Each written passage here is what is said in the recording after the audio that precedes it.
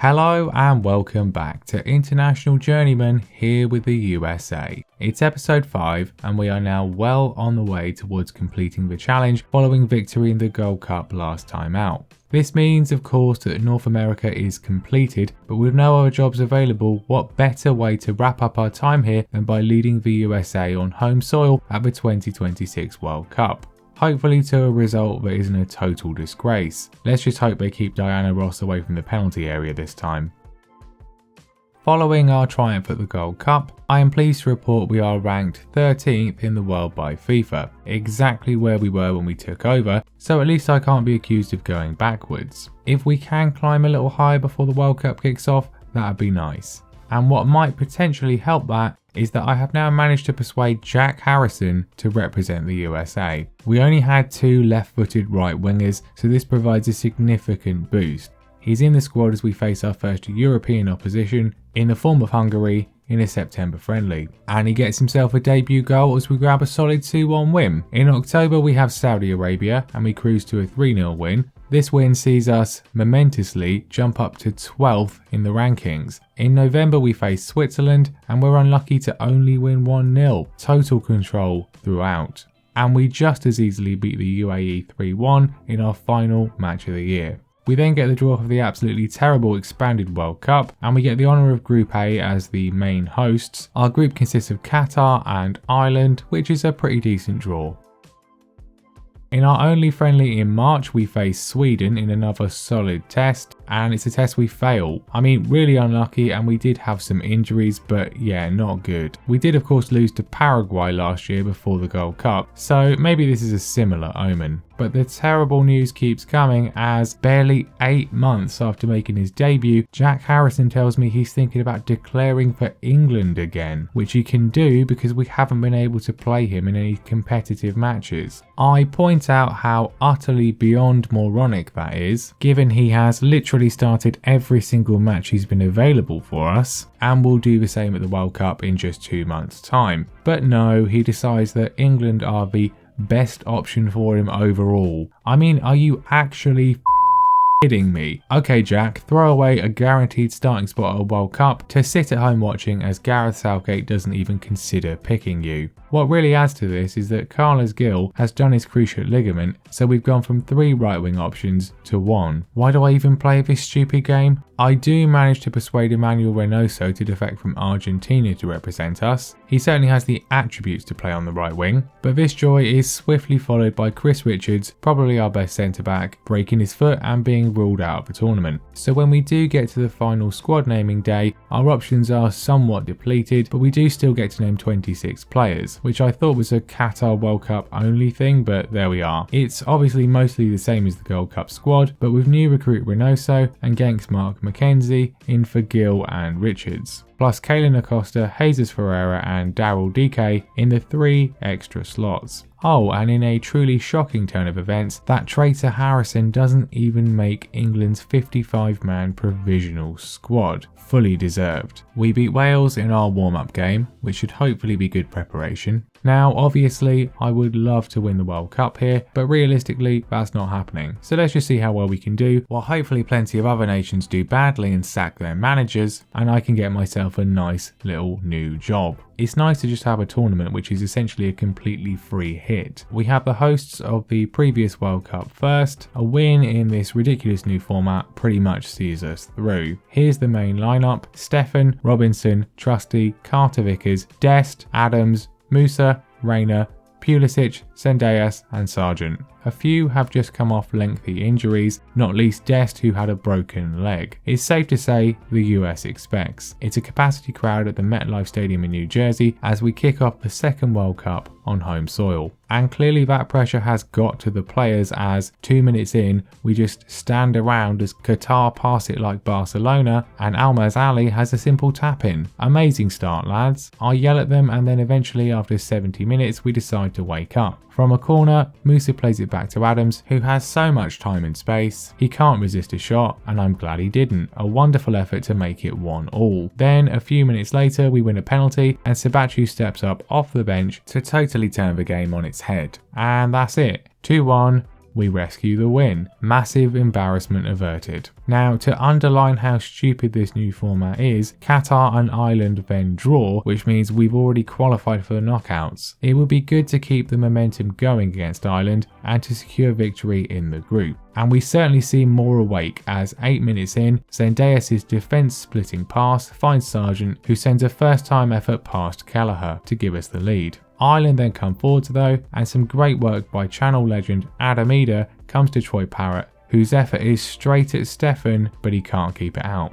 We respond swiftly however, with Pulisic sending Sargent through to net his second. And then in the second half a corner comes to Austin Trusty, who is not marked or pressed at all, and he just runs straight at goal and fires home. Ireland aren't done yet though, and Eder underlines his legend status with one of the greatest turns and finishes I've ever seen on the game, Bergkamp-esque. A thrilling game ends with Pulisic nearly scoring a cracker himself, only to be denied by the crossbar. 3-2, lovely stuff. Ireland make the knockouts as well though, despite only getting 1 point. We get Morocco in the second round, which, after their real life exploits, is frankly terrifying. No massive group exits given the format, aside from Senegal and I guess Sweden, with Burkina Faso and Suriname making it through. If we can make the third round, that would be nice. No changes as we face Morocco. It's a cagey opening, but then we work it nicely on the right and Musa crosses it for Reina to dispatch for 1-0. Nothing else happens until the 66th minute as Dest comes away with it from a Moroccan attack. Sargent gets a little bit lucky,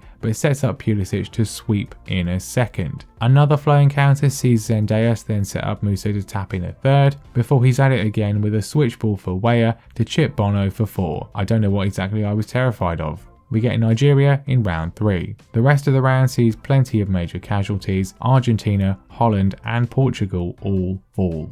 Round 3 is the old round of 16, so a win here would take the USA to their joint best World Cup finish since 1930. Again, no changes, because why would I? A blistering early move sees Pulisic hit the post, before Reina bangs in a perfect free kick to give us a perfect start. Right before the break though, Musa is robbed and Nigeria spring forwards, outfoxing our defence to grab an equaliser. In the second half we again lose it in midfield as Henry Onyekuru dances through for a wonderful solo effort. But we are roared on by a huge crowd, and shortly after Pulisic is apparently fouled in the box and Sargent scores the resultant penalty to draw us level. Weah is then bundled over in the box as well, and Sargent calmly sends home a second spot kick to put us in front again. It's another thriller and it could be yet more at either end, but we hold on for another fantastic win. We're into the quarterfinals, although Brazil awaits us there. England won't be joining us though, as they get dumped out by the Czech Republic. Some interesting quarterfinals.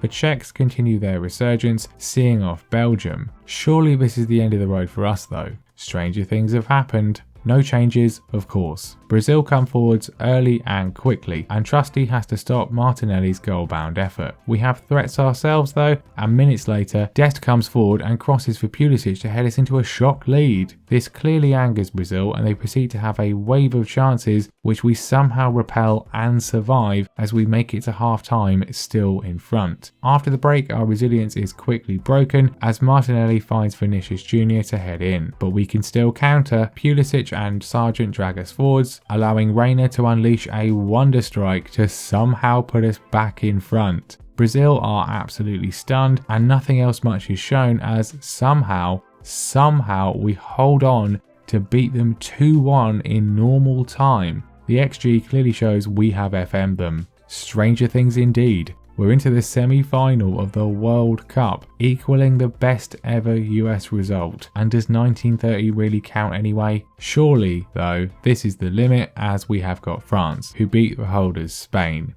Norway also make it past Italy, so there'll be at least one debut finalist. Will we make it too? Whatever happens, it's been a wonderful tournament and the perfect way to sign off my time here. Tyler Adams is unfortunately suspended, so McKennie comes in. Everyone else is very tired, but it's France. Who can I drop? For a semi-final, it's a fairly highlight-free game, but our exhaustion coupled with France's quality stands out. Chouamani's ball is exquisite, and Mbappe is Mbappe. Minutes later, the apparently ageless Griezmann makes it 2, and we never get much of a look in beyond that. A step too far, but what a run, and no shame at all in losing there. The stats indicate we actually had more shots on target than them, although we didn't actually have a single highlight. So frustrating, maybe? Norway destroy the Czechs to make their first final and repeat my own exploits from the previous save. I don't record it, but in the third place playoff with the Czech Republic, we grab a 3-1 win after extra time to cap off our best ever World Cup with a podium finish. A very, very nice way to end. And then Norway go and beat France in the final. Amazing scenes for Haaland and the boys. And finally a 9th different World Cup winner. Wow. Our own exploits see us move up to 8th in the rankings, still actually above Norway. If only we'd made it past France. Oh well. Reina secures himself a spot in the team of the tournament, which is fully deserved. The entire midfield were excellent, and we can certainly reflect on a job well done. But time to continue the challenge elsewhere. And yeah, certainly plenty of options at the job centre, and plenty of big options too. The best who actually come calling include Cameroon with the African Cup of Nations not too far away, and Holland with the Euros, but ultimately can I really look anywhere other than Brazil? Clearly opting for the can't beat 'em, sign their manager approach, they are surely our best ticket to the Copa America in 2 years, and maybe even the World Cup after that. I mean, it is a bit of an aging side, but if anywhere has got that wonder kid game, it's Brazil. So yeah, I think I've made my decision. If I change my mind, well, you'll see it in the thumbnail next time. Thanks for watching, and I'll see you then.